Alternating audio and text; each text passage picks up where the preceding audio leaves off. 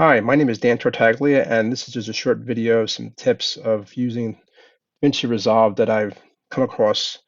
Disclaimer, I'm by no means an expert at this software. I probably don't use most of the settings that are and abilities of this software. I use it mostly for doing videos of droning and other aspects too, but I just wanted to show you a couple of quick things that I use fairly often and might be useful to you. Let's take a look at preferences. So if I go to Davinci Resolve and go down to preferences here, I normally don't touch many of these preferences, but there's two here that are interesting under user. One is under project save and load. Let's say you have a reason to and want to save backups every period of time. You can enable this option right here, and it'll save it minutes, hours, and days to a certain location.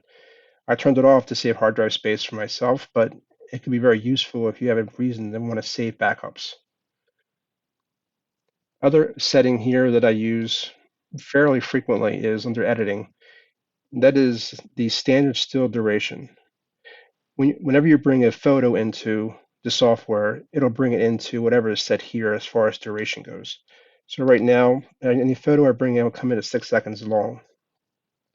Well, there are times where I want it to come in at 10 seconds or 2 seconds. This is where I can just set the default and bring a bunch of photos in and just have them come in at the right length and duration. Besides those two settings, if you ever have a problem with the software itself crashing or otherwise acting weird, it's recommended that you set it back to the system defaults. So if you click on System, for example, click on these three dots, you can reset the system defaults right here. And also for the user settings, click the three dots, reset user preferences. Keyboard shortcuts. Under DaVinci Resolve, there's an option for keyboard customization. And there's a good dialog box here where you could search for anything under here, as long as this is selected right here, any command you wanted to, and look at what their shortcuts are. And I customized a couple, but not many. Anyway, it's a great thing to look at, and it helps shortcuts will help you speed up your process. I'm going to close this, show you a couple for example.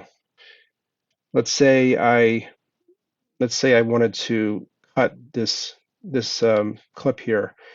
I normally would use the razor right here, the blade, and I can still, but I set up C as a shortcut. So whatever, if I have a certain point here that I want to cut it, I'll just hit C on my keyboard and it'll cut it. As long as the clip is selected, I keep hitting C and I'll just cut where I want to cut. It's very useful just to have it as a keyboard shortcut than rather than having to always go up to this button here. I'm going to Control Z and uncut all these guys. Another shortcut that I set up was Z, and that's more for speed. Changing the clip speed. So this speed, this clip right here happens to be a pretty high flyover over over an area downtown Columbus. As you can see, it's a pretty high flyover. Okay, let's say I want to change the speed because it's pretty slow. It's pretty high up and slow. I have Z set up for clip speed. So once I hit Z, I can change the speed to let's say 125. And then also ripple the timeline if I want to, which I typically do. Hit change, and that'll just change speed, the clip. One big benefit of using this button here to change clip speed is reversing the clip. A lot of software can't really reverse clips that easily, video clips. But if you use this option here, reverse speed, and I'll make it back to, I'll say to 100. Hit change. Now it's going to be, if I play it, it's going to play in reverse. It can be very useful, not in this case because the cars are going backwards, but in some cases it can be very useful to reverse the clip. I'll hit Z again and I'll unreverse it again.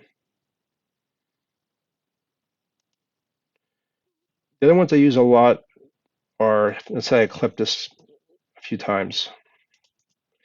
Let's say for one reason or another, I want to export these out as separate clips, MP4s. What I could do is I could go to the Deliver button here. Under Deliver, set the options I want to set. Let me hit Alt and use my middle space bar to go out a little bit more. Now, the letter I and the letter O on your keyboard are in and out. So really it affects what's going to be clipped, what's going to be exported out in this case, or what's going to be accessible. So if I hit I there and I click here, I hit O, I could give it a name and then hit add to rendering queue. If I click here, snap to there, go in, which is I, and go out, then I can go give it a name and do the same thing. So I can save it out as separate clips right here. So I for in, O for out, and then with this another one. A couple of keyboard shortcuts that are very useful that I find. And if I want to clear the in and out again completely, I could always just go to Mark and then clear in and out, or Alt X. Now I'll just clear the whole thing. The last thing I wanted to show you briefly was how to create a clip and define exactly the length of the clip. That's always been not very obvious in my opinion with this software. But if I go back here and I undo Control Z my clips, okay, and let's say I want to have the video play. I'm gonna hit Control my space bar on my keyboard to have it play forward. If I want to clip it after 5 seconds, or even 10 seconds in. I could eye it. I could eye it with this and try to figure that out. There's another way I could do it as well, but I normally typically use. Say I want to clip it 10 seconds in. What I could do is, while this is snapped, set it to on, snap this to the very end of the clip. If I drag the clip itself in 10 seconds, you can see that go up, and let's say that 10 seconds is about there. Okay, and then if I the timeline, if I snap to the end of here, and then I hit undo, edit, undo, there's my 10 seconds. So if I pick the clip and I hit C to use the razor blade, there's 10 seconds. Same thing on the back end. If I snap to the back end and I drag this in 10 seconds.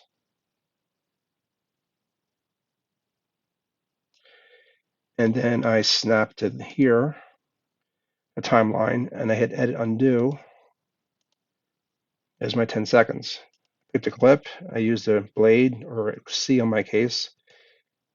So I know it's exactly the length I want it to be. I could have zoomed in and made exactly 10 seconds, but I didn't.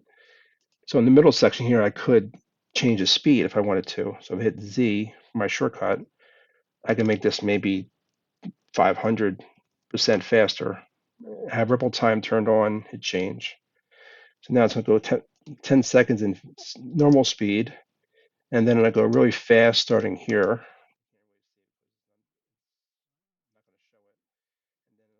Go back to normal speed here.